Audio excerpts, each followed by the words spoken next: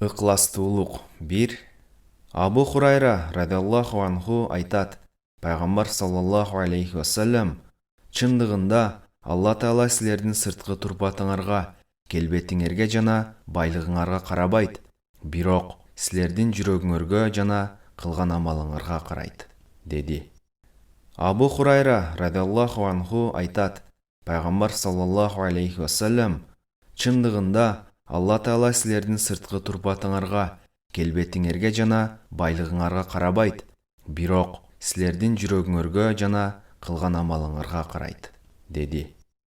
Абу Хурайра радиаллаху анху айтат: Пайгамбар саллаллаху алейхи вассалам: чындыгында Алла Таала силердин сырткы турпатыңарга, келбетиңерге жана байлыгыңарга карабайт, бирок силердин жүрөгүңөргө жана кылган амалыңарга карайт, деди. Муслим. Түшүндүрмөсү: Алла Таала адамдын сырткы келбетине, турпатына жана байлыгына эмес, анын калыс ниетине жана кылган сооп амалдарына карап ыраазы болот.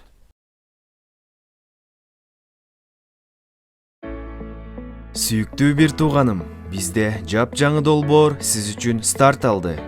Күнүңүзгө бир хадис аттуу долбоорубуздан үй бүлө жакындарыңыз менен күн сайын 21:30-да бир куттуу хадис менен тааныша аласыз.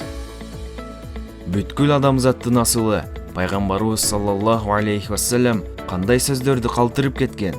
Күн сайын чогултуп 3 айда 100дөй хадиске ээ болуңуз. Азык тайм, өнүгүүгө карай бирге.